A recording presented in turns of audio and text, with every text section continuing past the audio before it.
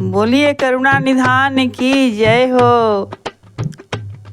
बंधुओं, आज जनकपुर में माड़ो गड़ाई, तो आई सभे ये मंडप के हमनी के गीत सुनी जा। आजू जनकपुर के माड़वा बड़ा सुहावन लागे। आजू जनकपुर के माड़वा बड़ा सुहावन लागे। सीता के चढ़ेला हरा दिया मन भावन लागे। सीता के चढ़ेला हरा दिया मन भावन लागे। आजू जनकपुर के माड़वा बड़ा सुहावन लागे। सीता के चढ़ेला हरा दिया मन भावन लागे। हरे हरे बसवा कटवले जनक राजा। हरे हरे बसवा कटवले जनक राजा। मन में सुनैना माई के बाजेला आनंद बाजा। मन में सुनैना माई के बाजेला आनंद बाजा। सोर भैले सगरी महलिया बड़ा सुहावन लागे। बंधुओं, आज यह मंडप का गीत गाकर इतना अच्छा लग रहा है, तो जब सीता जी का शादी हो रहा होगा उस समय क्या दशा होगी, हम लोग अपने मन में विचार करें। मन में सुनैना माई के बाजेला आनंद बाजा। सोर भैले सगर महलिया बड़ा सुहावन लागे। सीता के चढ़ेला हरा दिया बड़ा मन भावन लागे।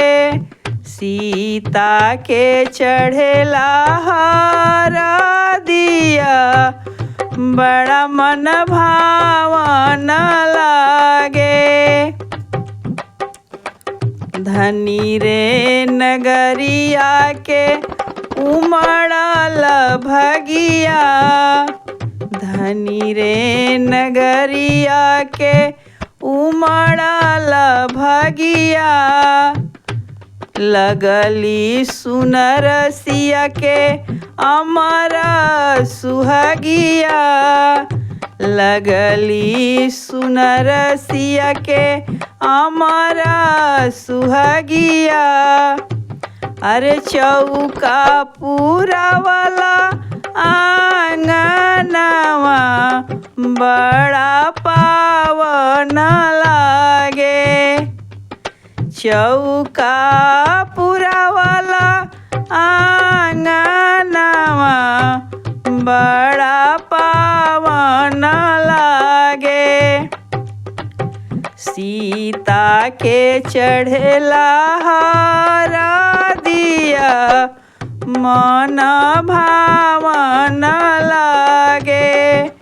सीता के चढ़ल हरा दिया मन भावन लागे। अब सुनी जा। सखियाँ माँ को हल्दी लगाती हैं और सोचती हैं लगाते लगाते क्या सोच रही हैं। आँखी के पुतरिया जब भेजब नगरिया। सखियाँ रो रही हैं। आँखी के पुतरिया जब भेजबी नगरिया धरती दरकी जई है गिरी है बिजुरिया धरती दरकी जई है गिरी है बिजुरिया। बेटी के विदाई में जेकरा बेटी होई उ समझी कि कितना दर्द होला।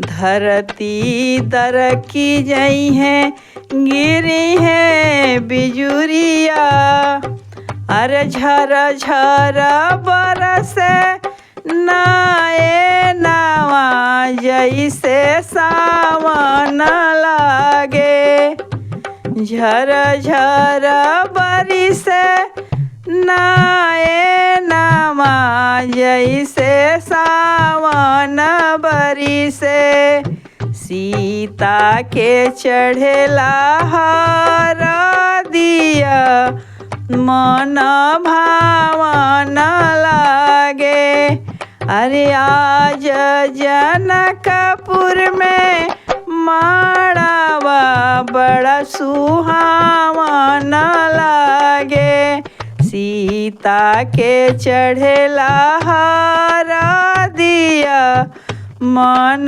भावन लागे मन भावन लागे मन भावन